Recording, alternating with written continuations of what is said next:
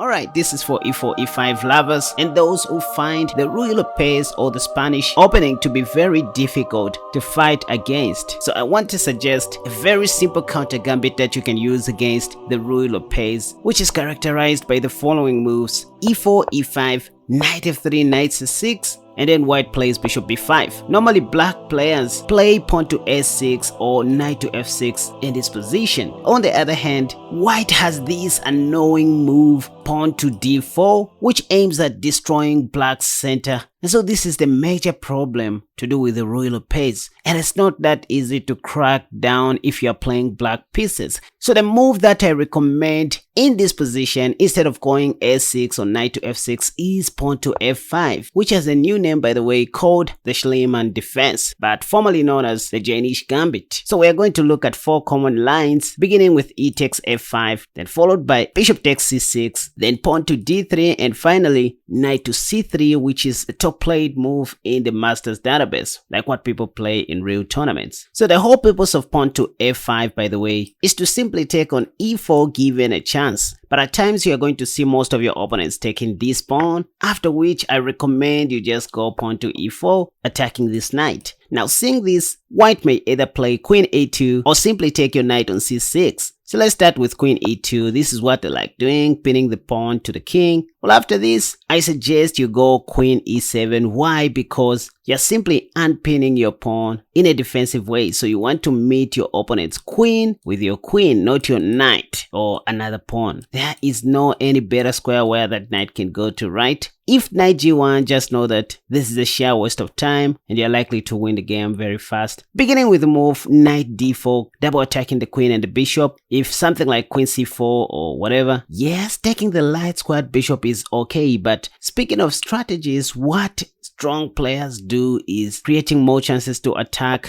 given an opportunity. So queen e5 makes a lot of sense because it gives white more room to error. And looks like the light squared bishop is trapped, by the way. So on the next move, you're just going to win that free bishop. So that's the beauty of always looking for strategic moves. And that's one little trap in the Jaenisch Gambit if white chooses to go that direction. So because of that, you will see most of your opponents taking your knight on c6. And as a rule of thumb, in the Jaenisch Gambit, you are supposed to take with your b pawn. So b takes c6 is a very decent move. In fact, this is what I highly recommend. But again, you are not limited to what you can do. D takes c6 is not much of a stretch. If something like knight d4, again, you are not limited to what you can do. So you don't have to memorize moves. You can play queen e5 if you want, or just develop a piece in a way of attacking the f5 pawn. So this is okay. If pawn to d3, now bishop takes h6 would be very bad for us. So this is the right time to take back our pawn. And after knight takes, you take back with your bishop. And after de, think about this, which piece would you take with on e4? This is one position that you are going to see from time to time in the Jaenisch Gambit, and so you need to master it. Always remember to take back with your queen to simplify the game. Keep it so simple. After queen takes, you take back with your bishop, and Stockfish thinks this is only better for black. 1, you are ahead in development. 2, you have a bishop pair. 3, bishop takes e4 comes with an attack, as you can see already. Either the g2 pawn or the c2 pawn will be a goner. If castle short is played, you can simply take the pawn on c2 and you're simply up a pawn. If rook e1 check, you always have king d7 with no problems at all. Rook e2, for example, just retreat your light squared bishop, and next you're going to develop your dark squared bishop and release your a rook. And because of this pawn structure on the queen side, we always want to castle long given an opportunity. How easy is that, guys? Is this the Ruy Lopez that you always have difficulties cracking down? I mean, once again, after e4, e5, knight to f3, knight c6, bishop b5, pawn to f5, pawn takes e4, queen e2, queen e7, and bishop takes c6. I said, theoretically speaking, you are supposed to take with your b pawn like b takes c6, so that one day you may have this opportunity. But speaking of strategies, it's up to you to come up with a strategy that you feel comfortable going with. For example, d takes c6, because the idea is to develop our light squared bishop with tempo and castle long as quickly as we can. We looked at knight d4 since the knight was under attack, and because the dark squared bishop is still covered, this is where I said you can go knight h6 if you want, so that if pawn to d3, you simply take the pawn on f5 with your knight. Logical stuff, you guys. But what if white castles short? Once again, you can just take on f5, and after knight takes,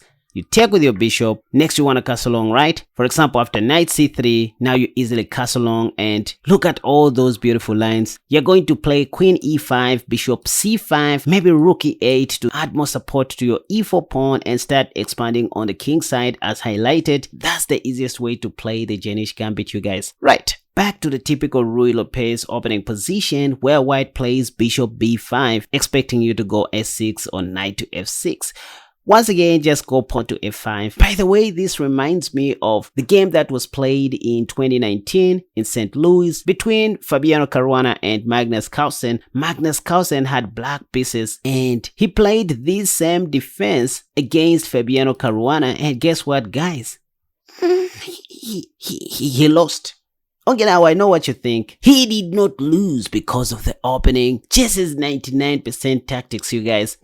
So everyone loses, but that doesn't make this to be a bad defense. Just a little joke, by the way. There are so many games in the Masters database with positive results. Anyway, pawn to f5 once again, and we are still looking at the e takes f5 line. What do I recommend? I said just go pawn to e4 because that's the whole idea. We just finished looking at queen e2. But what if black just plays bishop takes c6? Well, the secret is not to resign. Once again, you can play b takes c6 if you want, so that you fix your pawn structure. This is the ideal pawn formation in the Jaenisch Gambit. But d takes c6 is not much of a stretch, again, because you just want to develop your light squared bishop and your queen before castling long. You always want to castle long in this gambit. Anyway, after d takes c6, this is when you're going to see white playing queen e2 because they love pinning this pawn to the king. And of course, you can play anything you want. For example, you can even play bishop takes f5 in this position. You are okay. You just got back your pawn, so this is okay. If pawn to d3, now that there's real pressure on e4, this is when you unpin your pawn this way. I mean, queen versus queen, right?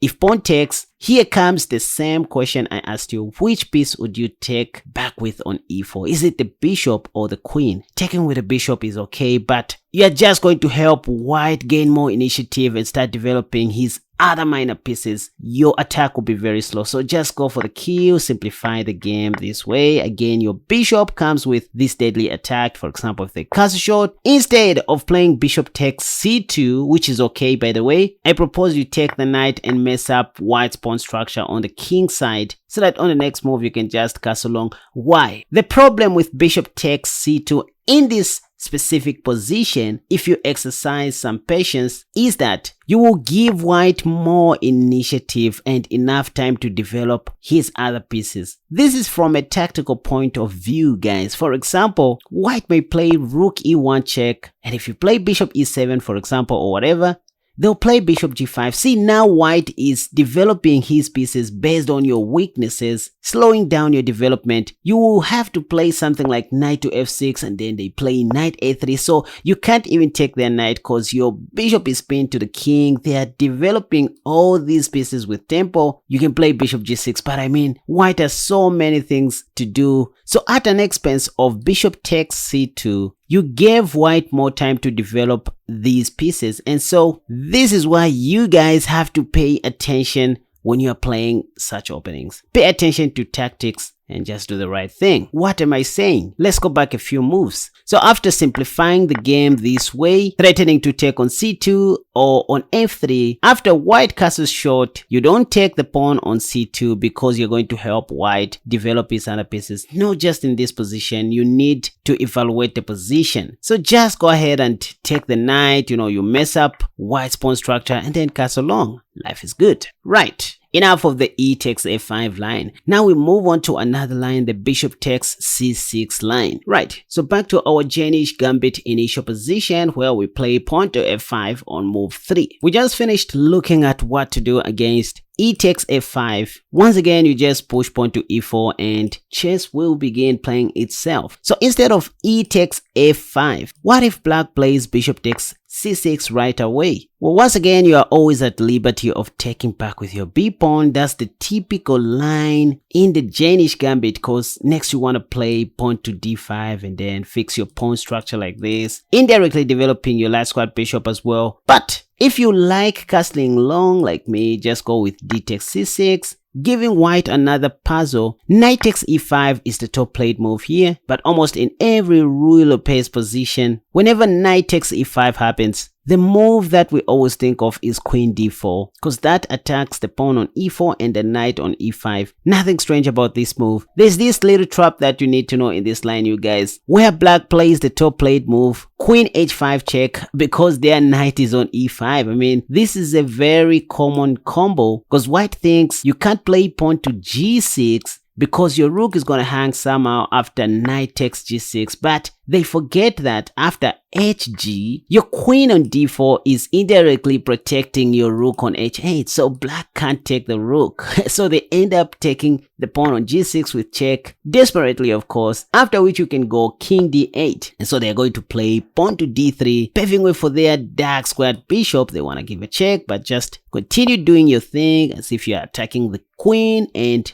bishop g5 is the top played move, just pinning the knight to the king. But you know what? There's another tactic here which most of your opponents are going to miss. Just take the pawn on b2 for free, because next you want to take the free rook on a1. So they are going to play the top played move again, bishop f6, which looks wonderful at first sight because white is attacking your queen and the rook on h8. But you can simply go queen c1 check, and on the next move, grab their free rook on h1. Next, you are going to play rook h6, rescuing your rook. Oh, is that rook for free? No, because white's queen is hanging. So these are some of the things that most of your opponents are not going to see, especially in this specific line, you guys. This is a very wonderful line to master. Anyway, let's look at something else that white can do in this line. So instead of going queen h5, which doesn't work due to pawn to g6, because our rook is defended by our queen, white may also play knight to f3, attacking your queen, but you just take, and after queen e2, you can simplify the game if you want, or play some moves. I mean, if queen takes, you're going to take back with tempo. If pawn to d3, this is when you simplify the game, make white lose his right to castle, and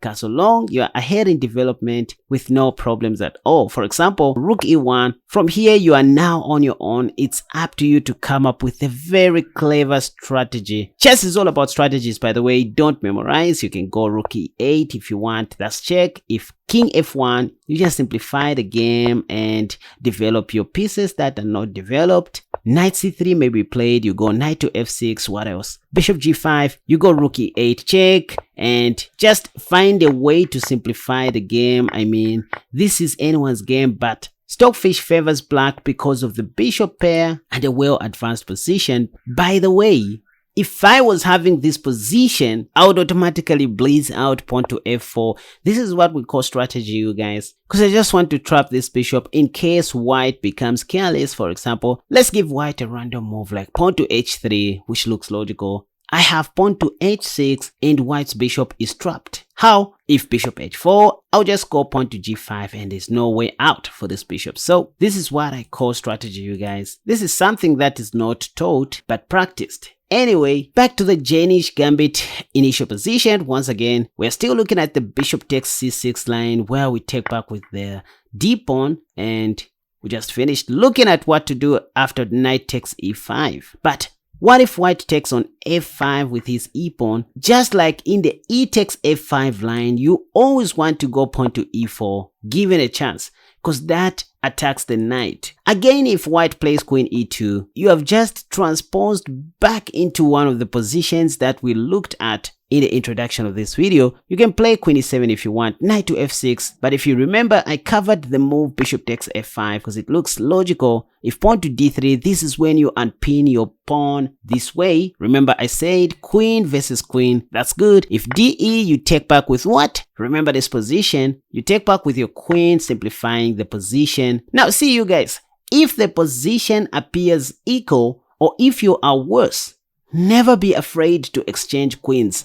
That's why you lose. Besides, as black, you always have limited options. Chess is white's game in the opening stage. You have to understand that. So don't be jealous of trading off your queen given a chance, or if you are not in an attacking position. So queen takes, bishop takes. Again, you are in control of the game. This is where we saw that white can castle short. What do? You don't take on c2 because you are going to allow white to gain initiative. Remember what I said? So you just take on f3 and castle long. Anyway, enough of bishop takes c6. Now we look at the d3 line. So again, this is the Jaenisch Gambit initial position where we play pawn to f5 as a response to the Ruy Lopez. Anyways, instead of e takes f5 or bishop takes c6, what if white plays pawn to d3? What do? Now this is one common line that you're going to face a lot of times, you guys, and you need to master this. First of all, remember that the purpose of pawn to f5 is to take on e4 given a chance, and this is the ideal situation. You always want to take on e4. That's the main line, whether you like it or not. But there's one beautiful trap that I want to show you, which works especially in blitz and rapid, even in bullet, beginning with the move bishop c5. This is a blitz move, you guys, not objectively the best. The idea is that we want to allow white to take our knight on c6, since it's the only piece that is guarding the e5 pawn. So you're going to see your opponents taking this knight, and after pawn takes, they'll be glad to take on e5. I mean, this is what most beginners and intermediate level players play.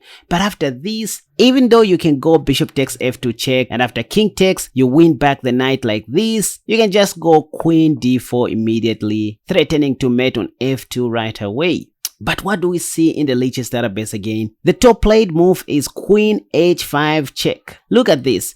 Because this is a common combo that I spoke about a few minutes ago, where white thinks if you play pawn to g6, they can just take that pawn because you can't take, they'll take your rook. Well, the thing is, you can still take even here because your rook on h8 is defended by your queen on d4, and this is one thing they will not see, I promise. So after queen takes g6 check, once again you just go king d8, and after bishop g5 check, the top played move. Remember what we did? We blocked this check with our knight because somehow we are attacking this queen. I mean, suppose we move our king, right? If pawn to c3, we're just going to take on f2 with check. Same with bishop f6, by the way. We're just going to do this. And after king d1, we don't worry about our rook on h8. Remember what happened last time? We can just take on e4. If bishop takes h8, they always forget that their queen is under attack. So that's another similar trap that you're going to see in this line. But anyways, it's not every time you're going to see white taking the rook on h8. They play something like pawn to d4, but you can just take if you want, because after all, white can't take your bishop because of knight takes queen, right? You have so many things to do. Bishop f5, by the way, is also playable. Or even pawn to e3. If rook e1, you go bishop f5, attacking the queen. If they take your knight with check, you just take back with your bishop. There is no more checks for white. And on the next move, you're just going to win like this. But anyways, that was the blitz line that I showed you after pawn to d3. So instead of playing bishop c5, which leads to the trap that I just showed you, the main move to consider after d3, especially in classical games, longer time control games, is to play f takes e4. By the way, that's the main purpose of playing pawn to f5 on move 3. So d takes e4 is going to be played. This is how most of your games are going to be going, by the way. This is the real thing, like what people play in real tournaments. After this, you can just go knight to f6. Once again, noticing that your knight on c6 is the only defender of this pawn, white players are going to take your knight, and now you don't want to take with your d pawn because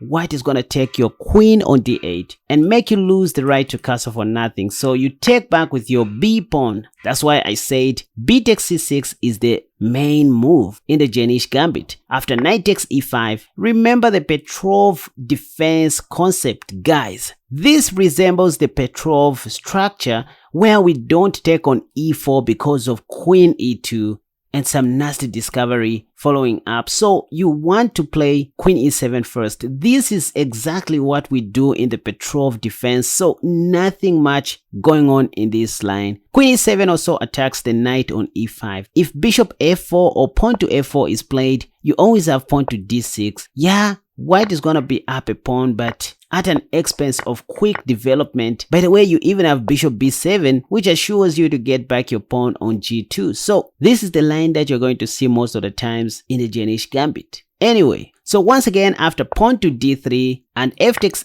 e4, the main theoretical move, white is going to play de, and then you go knight to f6. I want you to get used to this position because this is what you're going to be seeing from time to time. This is the real Jaenisch Gambit. This is what you're going to be playing all the time. Again, b takes c6 shouldn't worry you. You can just take, and after knight takes e5, you remember the Petrov defense or the Russian game where you don't take on e4, you go queen e7 first. This time, if they play knight to f3, like what they do in the Russian defense, this is when you take the e4 pawn with your queen, and they normally play bishop e3, but if they play queen e2, you just exchange and make them lose their right to castle. Next, you play bishop s6, developing your minor piece with tempo. If king d1, you simply castle long and start playing chess. Out of all the lines that I just showed you, I propose that you master this very well because this is what you're going to be playing most of the times in classical games or longer time control games. Anyways, let's look at the last line with knight c3. Back to the Jaenisch Gambit initial position where we play pawn to f5 as a response to bishop b5 on move 3.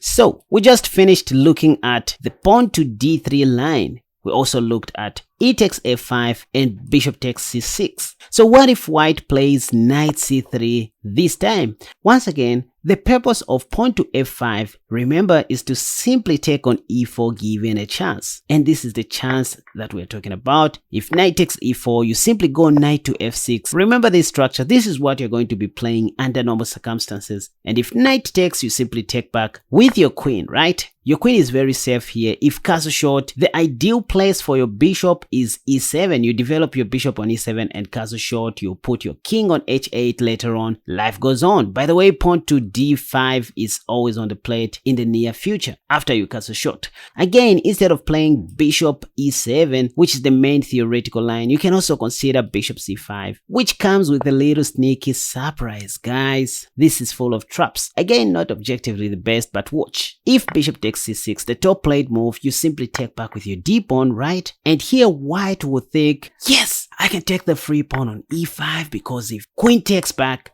I have rook e1. Now that is white saying, because they think they are pinning your queen to the king, right? But this is not true because there's one annoying move that they always foresee. Bishop takes f2 check. If king f1 or king h1, we simply take the rook on e1 with our bishop. So they'll just take your bishop, after which you unpin your queen this way. And this comes with check, ladies and gentlemen. After something like king g1, it's up to you to go queen d4 if you want, but the move that I like is queen f6 because I'm giving white one more chance to blunder with something like rook f1. See what happens, ladies and gentlemen.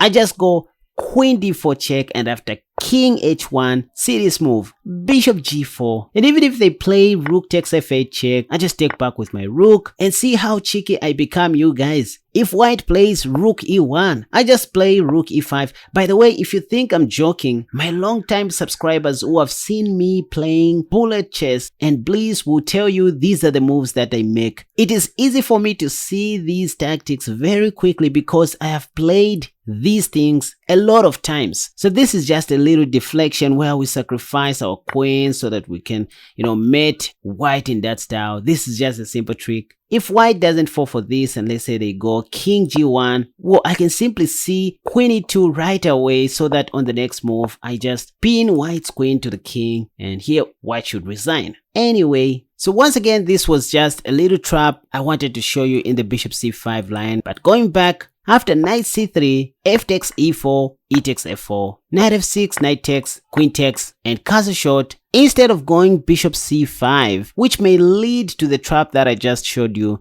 the main move here is bishop e7, because this time there is no bishop takes c6 and this, because your king is now well defended by your bishop. You can safely take back on e5. For example, if bishop takes, you go d takes, and after rook e1, you simply go bishop g4, pinning that knight to the queen. This is the real thing that people play. h3, you go bishop takes, and after queen takes, you mess up white's pawn structure on the king side and castle short and just continue playing chess. For example, if rook takes, you save your bishop first and be ahead in development. So this is what you're going to be playing from time to time. Again, in the knight c3 line, you always want to take on e4 because that's the purpose of pawn to f5, remember? After knight takes, again you go knight f6. So we are learning by repetition at the end of the day. Now, it's not every time you are going to see white taking your knight. You know, sometimes they might want to solidify things with a move like pawn to d3. Well, after this, you can just go pawn to d5 yourself. If knight takes, you don't want to memorize moves again.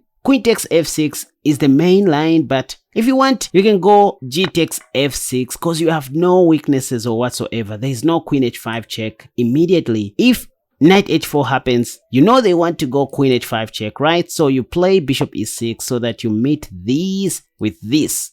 Now, I want to show you the last line in the knight c3 variation where black is always down a pawn but with an active position and many attacking opportunities than white. For example, after knight c3, you still want to take on e4, and after knight takes, you go knight f6, and after they take, you take back with your queen. Now, instead of castling short, which is what we looked at, white may play queen e2, going for this pinned pawn immediately. They just want to take this, and they do this after you play bishop e7, the main move where they take the defender of your e5 pawn. So even though you will always be down a pawn in this line, history proves that the game will more likely lead to a draw than a loss. By the way, this is a must-know line. You can check if what I'm saying is true in the master's database. Here you just take with your d pawn, white is going to take your e5 pawn, then you take back with your queen. After knight takes, you simply castle short, they are going to castle short. So at an expense of your e5 pawn, you have a semi-open file and a bishop pair, which is suffice to explain why Stockfish thinks this is equal or slightly better for white. So again, this can just be anyone's game with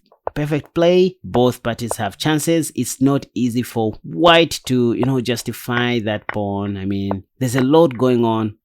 Anyway, however, if you don't want to be down a pawn in the knight c3 variation, I mean after pawn takes, knight f6, knight takes, and queen e2, instead of playing the main theoretical bishop e7, you can try to hold on to your e5 pawn with the move pawn to d6. I mean, if d4 comes, you just play bishop d7. This is not good for white because you have these and this. If de, you just take back. By the way, if knight takes, you can just take back with your queen. This is only better for black. But if something like bishop g5, you just go queen f5, just holding on to your pawn, you play bishop d6, but you need to be very careful though. If you castle short, white may pin your queen to the king. For example, after something like rook ad1, you don't want to castle short. And these are simple tactics that make people lose because they are just quick to play these moves without evaluating the position. White has bishop c4, which wins the queen in this case. So you don't want to castle short. You can play something like pawn to h6. You want to castle long. If they go back, you go pawn to g5. And after bishop g3, this is when you castle long, problem solved. So this is just something I thought I should share because you're going to see this happening in your games as well. Good. Now, in closing, I just want to show you an example game that was played between Grandmaster Johan versus Chisopa 1 from Zambia, I guess. I think I know this guy. Yep. So this was played on Lichess, but